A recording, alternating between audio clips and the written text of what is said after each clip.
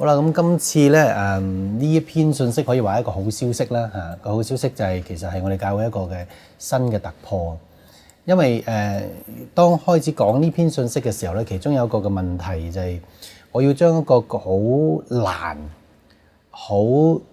精密嘅一個信息咧去講出嚟啊，講嘅程度甚至使到一個嘅婆仔都識嘅，而家個大學生亦覺得好豐富嘅。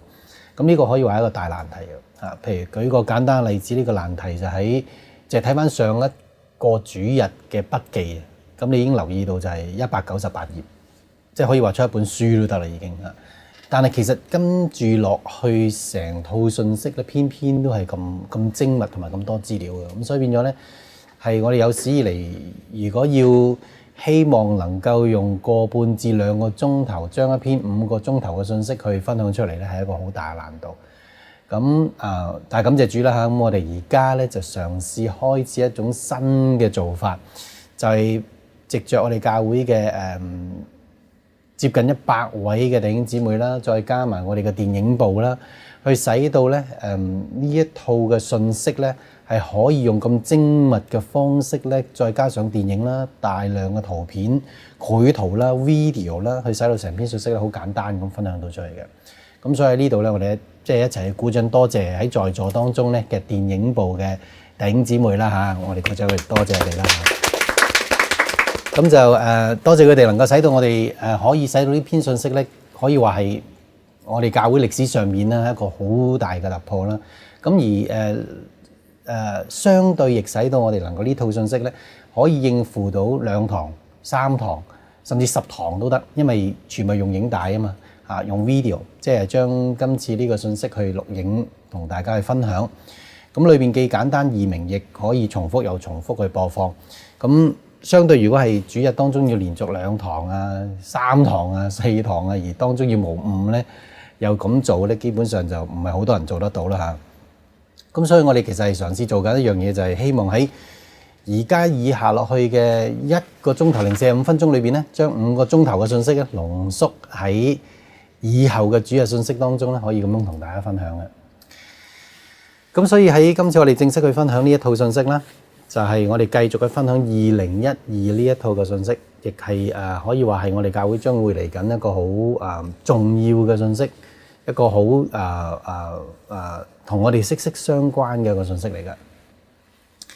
而我相信就係喺嚟緊嘅日子當中，呢一套信息咧會不斷嘅使到每一位在座聽嘅人咧，你嘅生命同埋你嘅生活都係完全改變嘅嚇。即係你對現實嘅睇法啊，對人生嘅睇法啊，最重要就係對神嘅認識咧，係一個好大嘅突破。咁喺呢套信息，我哋會繼續去講到關於好多嚟緊呢幾年會發生嘅事嘅嚇。譬如舉個簡單例子，我哋會講到關於美國啦，講到關於第3次世界大戰啦。而事實上裏面牽涉到好多個問題，我都希望能夠喺每一篇信息當中唔多唔少去俾一啲嘅解答大家。因為其中一樣嘢就係話喺咁嘅光景當中咧，尤其是外邦人去不斷去諗住就係點樣去趨吉避凶啦，係咪點樣避開呢啲嘅災難啦嚇？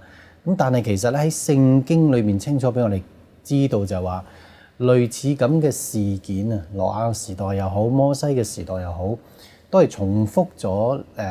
呢一個7年大災難裏面所講嘅呢種嘅災害。但係當時我哋睇到就係神去保護佢哋，最重要就係我哋持續住一個乜嘢嘅信仰，去讓神能夠喺嚟緊日子當中去保護我哋，呢個係最重要。因為如果佢能夠講得叫7年大災難，一定就係冇人可以避得開，有錢嘅冇錢嘅都冇可能避得開㗎啦。最重要嘅就係話我哋嘅神係咪真，而佢能夠對我哋嘅幫助有幾大。而呢套信息我哋會係一樣講到呢一點嘅，即係會俾我哋睇到神嗰種真實，佢掌管人類歷史嗰種嘅精確同埋嗰種嘅震驚程度。咁喺我哋開始去講呢個2012今日呢篇信息之前，我哋首先有重溫啦嚇，因為我哋已經過咗2個禮拜啦嚇，即係對比上一篇信息已經過咗2個禮拜，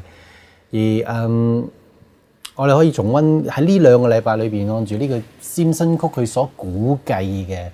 佢所中嘅程度即係佢解讀關於光明會佢喺占星曲裏邊所提示啊呢一啲嘅恐怖襲擊又好，或者呢啲嘅事件裏邊有啲乜嘢係就喺我哋眼前呢14日裏邊係發生嘅。第一樣我相信大家會留意到就係原來網上已經有人去講到關於麥片裏邊有嘅呢啲嘅污染啦。首先我哋要知道咧，關於無論小麥或者好多呢啲所謂粟米片咧，其實佢係屬於重鐵嘅食物，冇錯，用強詞咧係輕微會對佢有少少引力嘅，但係絕對唔係話好似而家我哋可以喺網上睇見咧，好似船仔咁可以俾